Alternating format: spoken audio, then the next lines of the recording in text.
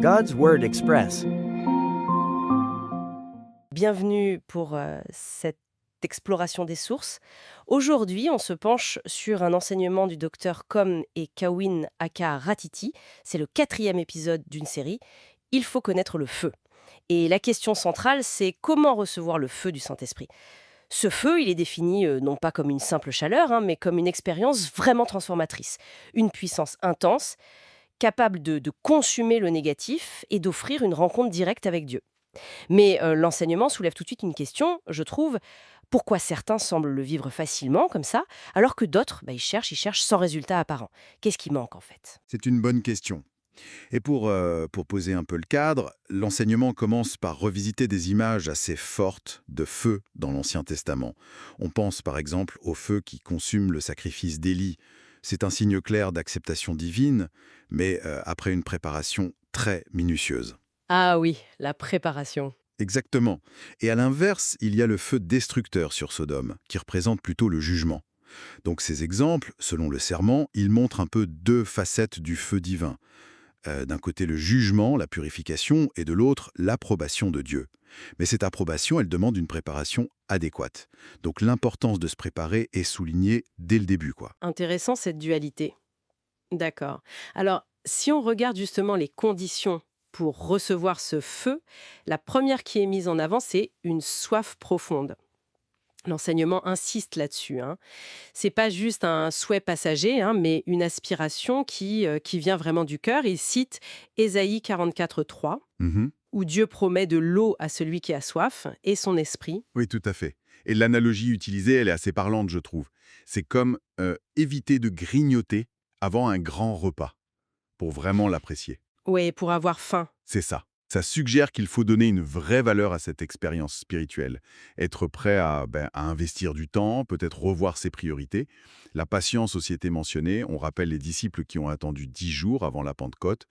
Et il y a cette idée de désir intense et persévérant. D'accord. Une sorte de, comment dire, d'attente active en quelque sorte. Bon. Mais après ça, le serment introduit une deuxième condition. Et elle peut sembler un peu paradoxale. La foi spécifique.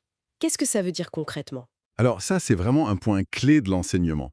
La foi spécifique, c'est croire que Dieu est la seule et unique solution aux besoins qu'on ressent. L'exemple biblique qui est souvent pris, c'est celui de la femme malade depuis 12 ans, vous savez. Oui, bien sûr. Sa pensée, telle qu'elle est rapportée, c'était « Si seulement je touche son vêtement, je serai guéri ». Et le serment insiste sur ce mot, « seulement ». En grec, c'est « monos », qui veut dire « seul », unique. Ah oui, seulement. Ce qui est fascinant ici, d'après l'analyse du serment, c'est le contraste. Il y avait une foule immense qui pressait Jésus, donc un contact physique généralisé, Oui, tout le monde le touchait, quasiment. voilà.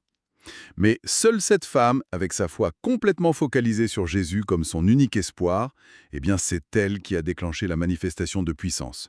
Sa foi n'était pas diffuse, elle était vraiment ciblée, spécifique, et c'est cette concentration de foi qui, selon l'enseignement, attire la réponse divine. D'accord, d'accord, je vois mieux la distinction. Donc on a ces conditions intérieures, la soif profonde et cette foi très ciblée. Après ça, l'enseignement aborde la manière dont cette expérience, ce feu ou cette onction peut se transmettre. Concrètement, comment ça se passe? Quelles méthodes sont identifiées? Alors, le serment met en avant deux mécanismes principaux tirés des Écritures. Le premier, c'est le contact. Soit un contact direct avec une personne considérée comme porteuse de cette onction divine, soit même avec des objets qui lui ont été associés. Ah oui, Oui, l'exemple de la femme qui touche le vêtement de Jésus revient ici. Mais il y en a un autre, encore plus frappant, cité dans l'enseignement.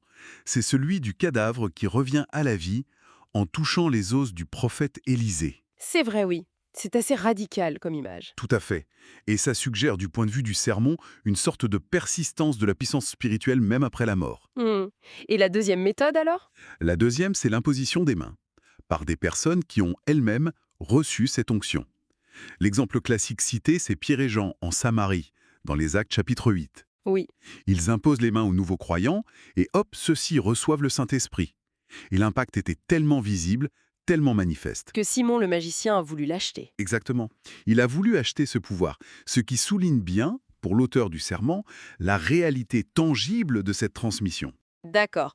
Donc ces méthodes, le contact et l'imposition des mains, elles sont présentées non pas comme des inventions modernes, mais vraiment comme des principes bibliques établis pour la transmission. C'est exactement ça. Le serment les présente comme des canaux bibliquement fondés, quoi. Bon, alors si on essaie de récapituler un peu les points essentiels de cet enseignement, on a ce concept de feu spirituel qui a ses racines dans l'Ancien Testament, jugement et acceptation divine, et qui représente aujourd'hui une expérience intense de l'esprit. Mhm. Et pour y accéder, deux conditions intérieures majeures sont nécessaires, une soif réelle, profonde, et une foi spécifique, très focalisée sur Dieu comme unique recours. Tout à fait.